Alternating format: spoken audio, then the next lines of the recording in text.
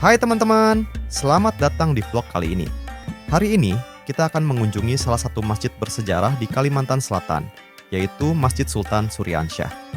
Masjid ini adalah masjid tertua di Banjarmasin yang penuh dengan sejarah dan keunikan arsitekturnya. Jadi, ayo ikut terus perjalanan seru ini. Perjalanan kita dimulai dari pusat kota Banjarmasin, yang jaraknya sekitar 3 km dari Masjid Sultan Syuriansyah. Masjid ini berada di Kelurahan Kuin Utara, tepat di pinggir Sungai Kuin. Menariknya, masjid ini tidak hanya tempat ibadah, tapi juga menjadi saksi bisu sejarah Islam di Kalimantan Selatan.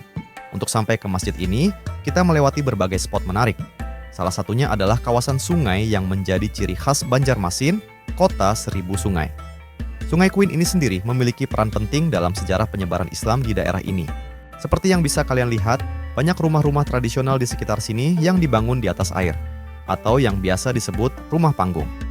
Suasana tradisional ini sangat terasa dan membuat perjalanan ini semakin spesial.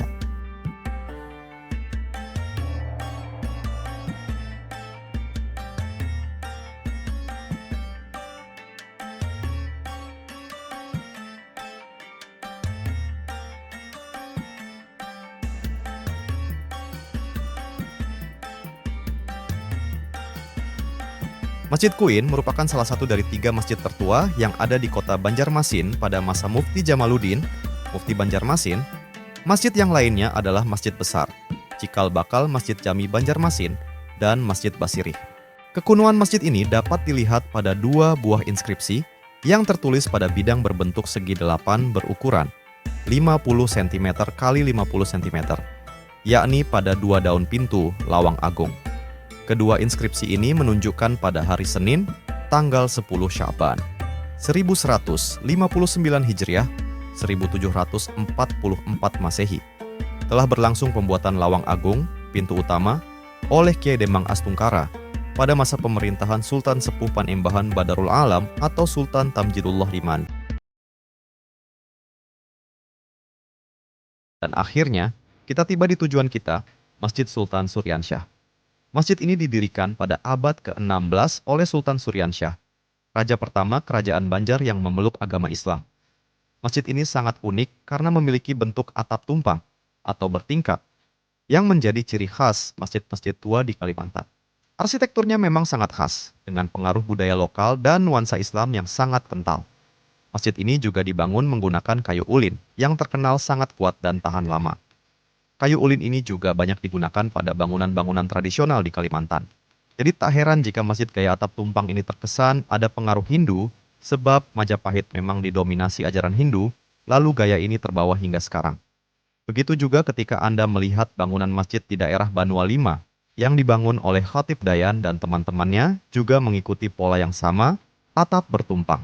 Bahkan di masa kepemimpinan era Presiden Soeharto, masjid gaya atap tumpang ini seperti dihidupkan kembali melalui lembaga Yayasan Amal Bakti Muslim Pancasila, di mana masjid-masjid Pancasila dibangun mulai dari kota provinsi hingga kecamatan dengan gaya tunggal, atap tumpang 3.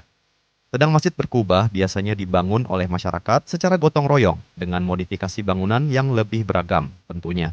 Di dalam masjid, suasananya terasa sangat tenang dan damai. Terdapat mimbar tua yang konon sudah ada sejak masjid ini dibangun. Selain itu, masjid ini juga memiliki banyak hiasan ukiran kayu yang indah dan penuh makna.